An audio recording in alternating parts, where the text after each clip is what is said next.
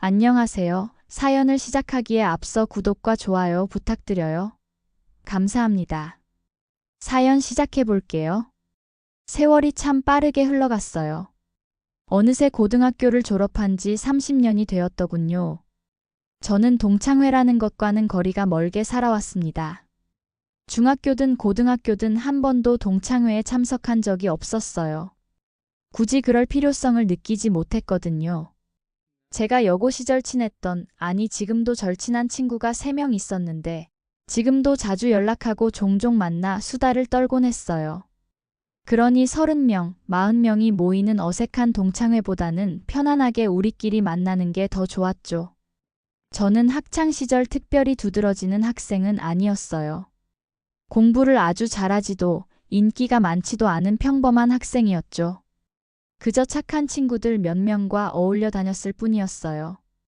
우리끼리는 말이 잘 통했고 서로 의지하며 힘든 고등학교 생활을 버텼던 것 같아요. 단 한 명의 친구만 빼고요. 그 친구의 이름은 서윤화였어요. 사실 서윤화는 저뿐만 아니라 저와 친한 친구들 모두에게 그랬어요. 특히 우리 친구 중 가장 착하고 순한 민지를 유독 괴롭혔죠. 민지는 체격이 조금 있는 편이었는데 서윤화는 항상 그걸 가지고 놀렸어요. 야, 민지야. 너 점점 더 살쪄가는 거 아냐? 곧 굴러다녀야 하는 거 아니야? 어우, 민지 옆에 앉으니까 돼지 냄새 나는 것 같아. 이런 식의 말들을 서슴지 않고 내뱉었죠. 그때마다 저는 참지 못하고 맞섰어요. 저는 불의를 참지 못하는 성격이었거든요. 윤화야, 네가 지금 하는 말이 얼마나 상처가 되는지 모르는 거야? 당장 민지한테 사과해. 사람을 겉모습으로 판단하지 마. 민지는 너보다 훨씬 착하고 마음이 예쁜 애라고. 그렇게 제가 맞서 싸우다 보니 서윤화의 화살이 이제 민지에게서 저에게로 향했고 우리는 앙숙이 되었죠. 서윤화는 자기가 잘못한 것을 전혀 모르는 아이였어요. 항상 자신이 옳다고 생각했고 남을 비하하면서 우월감을 느끼는 것 같았죠.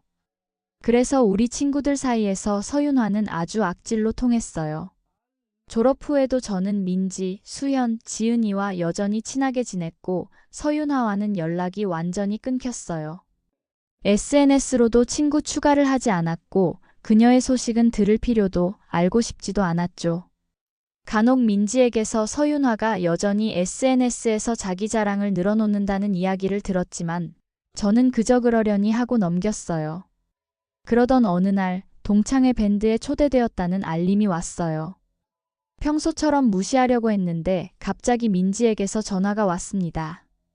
영주야, 이번 동창회에는 꼭 와야 해. 민지의 목소리에는 어떤 긴박함이 느껴졌어요. 왜? 나 원래 안 가는 거 알잖아. 굳이 가서 어색하게 인사하고 그러기 싫어. 이번엔 달라. 꼭 와야 돼. 무슨 일이길래 그래? 이번 동창회를 너희 남편 건물 3층에서 한대. 순간 귀를 의심했어요. 뭐? 우리 건물? 어떻게 그렇게 됐어?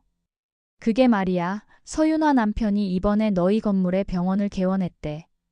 그래서 서윤화가 그 건물 3층 식당이 맛있다면서 거기서 하자고 추천했어. 아니, 그게 정말이야? 세상 참 좁다. 아마 병원 홍보하려고 하는 거겠지. 그 속이 다 보여. 근데 이게 우리한테는 절호의 기회잖아. 그동안 우리가 당한 거 같이 갚아줄 차례야. 꼭 와야 돼. 저는 잠시 생각에 잠겼어요. 제 남편은 능력이 뛰어나다기보단 금수저예요. 돌아가신 시아버님이 재력이 상당했거든요. 외아들인 제 남편이 모든 걸 물려받은 셈이죠. 그래서 제 남편은 서울에 2개의 빌딩을 소유하고 있었어요. 그중 하나에 서윤화의 남편이 병원을 냈다니 정말 우연이 아닐 수 없었죠. 알았어. 갈게. 제가 대답하자 민지는 환호성을 질렀어요. 동창회 당일 저는 수현, 지은, 민지와 함께 도착했어요. 3층 식당은 이미 동창생들로 북적였습니다. 30년이라는 세월이 지났지만 얼굴을 보니 다들 알아볼 수 있었어요. 물론 나이가 들었지만 학창 시절의 모습이 어렴풋이 남아있었죠. 어머, 영주 맞아? 정말 오랜만이다. 영주야, 넌 하나도 안 변했네. 우와, 영주도 왔어? 30년 만에 처음 보는 거 아니야? 반가운 인사가 오갔고 우리는 자연스럽게 대화에 섞여들었어요. 그때 멀리서 익숙한 목소리가 들렸습니다. 어머, 민지야. 역시 넌 여전하구나. 그래도 살은 좀 빠진 것 같은데. 서윤화였어요. 30년이 지났지만 그 목소리와 태도는 변함이 없었죠. 여전히 남을 비하하는 말투로 인사를 건넸어요. 민지는 표정 하나 바꾸지 않고 미소를 지었어요. 윤화야, 너도 변함없네. 여전히 그 입이 살아있구나. 서윤화는 민지의 말에는 별로 신경 쓰지 않고 곧바로 저를 향해 걸어왔어요. 어머, 이게 누구야? 영주 맞아? 너무 늙어서 못 알아볼 뻔했어. 저도 억지로 미소를 지으며 대답했어요. 윤화야, 너도 많이 변했네. 잘 지냈어? 당연하지. 난 항상 잘 지내. 너희들도 알다시피 난 항상 남들보다 앞서 있었잖아. 여전히 자기 자랑을 멈추지 않는 서윤화를 보며 민지와 눈을 마주쳤어요. 민지는 살짝 눈을 찡긋하며 신호를 보냈죠. 윤화야, 들었어. 너 남편이 이 건물에 병원을 냈다며? 그래서 여기서 동창회를 하는 거구나. 서윤화는 그 말에 갑자기 표정이 밝아졌어요. 맞아. 우리 남편이 이번에 여기에 피부과를 오픈했어. 여기 얼마나 비싼지 알지? 이 건물에 병원 하나 내는데 보증금만 수억이 넘어가. 근데 우리 남편이 워낙 실력이 좋아서 환자가 너무 많아. 예약 없이는 2주는 기다려야 해. 그러더니 갑자기 저를 가리키며 말했어요. 특별히 너희에게는 할인해 줄 테니까 한 번씩 와. 영주야, 너도 피부과 많이 칙칙해 보이는데 우리 병원에 와서 관리 좀 받아. 너네 남편은 월급 300도 못 받지? 할인 많이 해줄게. 그러니까 돈 걱정 말고 꼭 와. 순간 저는 말문이 막혔어요. 어떻게 이런 말을 아무렇지도 않게 할 수 있는지 놀라웠죠. 민지와 수현, 지은이의 표정도 굳어졌어요. 하지만 저는 참기로 했어요. 아직은 때가 아니었으니까요. 고마워, 윤아야. 생각해 볼게. 서윤화는 전혀 눈치채지 못하고 계속해서 자기 남편 자랑을 이어갔어요. 우리 남편은 의사 중에서도 톱 클래스야. 미국에서 연수도 다녀왔고 이번에 발표한 논문도 있어. 너희도 알다시피 난 항상 목표가 높았잖아. 그래서 남편도 그런 사람을 만났지. 그러면서 자기 남편을 불렀어요. 여보, 이리 와봐. 내 고등학교 친구들이야. 곧 50대 초반으로 보이는 남자가 다가왔어요. 단정한 차림새에 안경을 쓴 평범한 외모였지만 서윤화는 마치 영화배우를 소개하듯 으쓱거렸죠. 이쪽은 내 남편 이준호 원장이야. 여보, 이쪽은 내 고등학교 친구들. 민지, 수현, 지은, 그리고 영주. 이준호 씨는 공손하게 인사했어요. 안녕하세요. 처음 뵙겠습니다. 그때였어요. 갑자기 식당 입구가 시끌시끌했어요. 직원들이 누군가를 보고 반가워하더니 정중하게 인사를 했어요. 사장님, 안녕하세요. 모두의 시선이 그쪽으로 향했고 저도 고개를 돌렸어요. 그곳에는 제 남편이 서 있었죠. 서윤화의 남편도 갑자기 식당 직원들을 따라 정중하게 허리를 굽혔어요. 사장님, 안녕하십니까? 서윤화는 당황한 표정으로 남편을 바라봤어요. 여보, 저 사람이 누구야? 이준호 씨는 작은 목소리로 대답했어요. 아, 우리 병원 임대인이셔. 이 상가 건물 건물주. 남편이 저를 발견하고는 미소를 지으며 다가오자 서윤화의 얼굴이 순간 하얗게 변했어요. 여보, 여기 있었구나. 동창회 잘하고 있어? 모두의 시선이 저에게로 향했고 식당이 순간 조용해졌어요. 서윤화의 표정은 말 그대로 멘붕이었죠. 네, 잘하고 있어요. 여보, 이쪽은 내 고등학교 친구들이에요. 민지, 수현, 지은, 그리고 서윤화. 남편은 공손하게 인사했어요. 안녕하세요. 처음 뵙겠습니다. 저는 이영주의 남편입니다. 민지가 웃으며 말했어요. 안녕하세요, 사장님. 저희가 영주 남편이 이 건물 주인인 줄은 몰랐네요. 영주가 한 번도 말한 적이 없어서요. 서윤화는 여전히 충격에서 헤어나오지 못한 듯 했어요. 그녀의 남편은 계속해서 제 남편을 바라보았죠. 사장님, 저는 5층 피부과 원장 이준호입니다. 지난번에 계약할 때 뵌 적이 있습니다. 남편은 고개를 끄덕였어요. 아, 네. 기억합니다. 잘 지내시죠? 네, 덕분에요. 서윤화는 그제서야 정신을 차린 듯 억지 웃음을 지었어요. 어머. 영주야, 이 건물 주인이 너희 남편이었어? 그걸 왜 말 안 했어? 저는 담담하게 대답했어요. 굳이 말할 필요를 못 느꼈어. 서윤화의 얼굴이 순간 더 하얘졌어요. 저는 상황을 진정시키기 위해 말했어요. 여보, 이만 들어가요. 친구들이 불편해하겠어요. 남편은 고개를 끄덕였어요. 그래, 이따 집에서 봐. 남편이 자리를 뜨자 식당에는 다시 소란스러운 분위기가 돌았어요. 모두가 저에게 질문을 쏟아냈죠. 영주야, 남편이 이 건물주라고? 와, 대단하다. 왜 한 번도 말 안 했어? 서윤화는 갑자기 화장실에 가겠다며 자리를 피했고 그녀의 남편은 자리에 혼자 남아 어색하게 앉아 있었어요. 민지가 그에게 다가가 물었죠.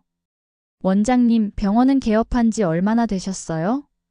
한 달 정도 됐습니다. 아직 환자가 많지는 않아서 힘든 상황이에요. 그 말에 수연이가 말했어요. 아까 윤화가 예약 없이는 2주 기다려야 한다고 하던데요? 이준호 씨의 표정이 더욱 어두워졌어요. 그게 사실은 그때 서윤화가 화장실에서 돌아왔어요. 얼굴은 여전히 하얗게 질려 있었지만 억지로 미소를 지으려 노력하는 게 보였죠. 다들 뭐 얘기해? 이제 식사 시작하자. 하지만 분위기는 이미 어색해져 있었어요. 서윤화는 계속해서 말을 이어가려 했지만 더 이상 누구도 그녀의 자랑에 귀 기울이지 않았죠. 특히 그녀의 남편 이준호 씨는 불편한 표정으로 계속 시계만 보고 있었어요. 식사가 거의 끝나갈 무렵 갑자기 이준호 씨의 전화가 울렸어요. 그는 전화를 받고 표정이 더욱 어두워졌죠. 여보, 나 좀 나가봐야 할 것 같아. 서윤화는 당황한 듯 했어요. 왜? 아직 동창회도 안 끝났는데? 병원에 급한 일이 생겼어. 미안해. 이준호 씨는 급하게 자리를 떠났고 서윤화는 혼자 남겨졌어요. 그녀는 어색한 표정으로 자리에 앉아 있었죠. 동창회가 끝나갈 무렵 민지가 저에게 속삭였어요. 저기 영주야. 사실은 말이야, 서윤화가 그렇게 잘 사는 게 아니래. 뭐? 그럼 아까 그 자랑은 다 뻥이었어? 응. 아까 애들이 말하는 거 들어보니까 서윤화 남편이 이전에 다니던 병원에서 문제가 있어서 나왔대. 그래서 이번에 힘들게 개업한 거고. 그리고 보증금도 대출받아서 겨우 마련한 거래. 아주 빠듯하게 살고 있다더라. 저는 갑자기 서윤화가 조금 불쌍하게 느껴졌어요. 그녀의 자랑이 모두 허세였다니. 하지만 동시에 여전히 남을 깎아내리고 비하하는 그녀의 태도는 변명의 여지가 없었죠. 동창회가 끝나고 저는 민지, 수연, 지은이와 함께 카페로 자리를 옮겼어요. 오늘 정말 대박이었다. 서윤아 표정 봤어? 완전 멘붕이었어. 근데 영주야, 너 정말 대단해. 그렇게 잘 살면서도 한 번도 자랑한 적 없었잖아. 저는 웃으며 대답했어요. 별거 아니야. 그냥 나는 그런 거 중요하게 생각하지 않을 뿐이야. 그리고 솔직히 말하면 오늘 서윤아 보니까 조금 불쌍하다는 생각도 들더라. 민지가 놀란 표정으로 물었어요. 불쌍해? 왜? 30년이 지나도 여전히 남에게 인정받고 싶어서 거짓말하고 있잖아. 진짜 행복한 사람은 그럴 필요가 없을 텐데. 수연이가 고개를 끄덕였어요. 맞아. 근데 오늘 일은 정말 통쾌했어. 우리는 한참을 웃으며 옛 이야기를 나눴어요. 그리고 집에 돌아가는 길에 저는 문득 생각했죠. 서윤화의 그런 태도가 결국 그녀 자신을 불행하게 만들고 있다는 것을. 하지만 그것은 그녀가 스스로 선택한 길이었고 저는 더 이상 그녀의 인생에 관여할 생각은 없었어요. 다음 날 아침 남편이 식사를 하며 물었어요. 어제 동창회가 재미있었는지요? 저는 미소를 지으며 생각보다 훨씬 재미있었다고 답했죠. 남편은 서윤화의 표정이 왜 그렇게 굳었는지 물었고 제가 고등학교 때 말했던 앙숙이라고 설명했어요. 놀랍게도 남편은 서윤화 남편의 병원 상황을 이미 알고 있었죠. 이준호 원장의 피부과가 임대료를 2달이나 연체했다는 사실이었어요. 계약금, 보증금 일부, 첫 달 임대료까지 총 3번의 납부 기한을 모두 넘겼다고 했죠. 병원이라 환자들 때문에 조금 더 기다려주고 있는 상황이라고 했어요. 저는 충격을 받았어요. 그토록 자랑하던 병원이 사실은 임대료도 못 내는 상황이었다니요. 이준호가 급하게 전화 받고 나간 것도 관리팀의 최후 통첩 때문이었던 거죠. 서윤화의 자랑이 얼마나 공허했는지 이제야 완전히 이해했어요. 며칠 후 남편을 통해 더 자세한 상황을 알게 됐어요.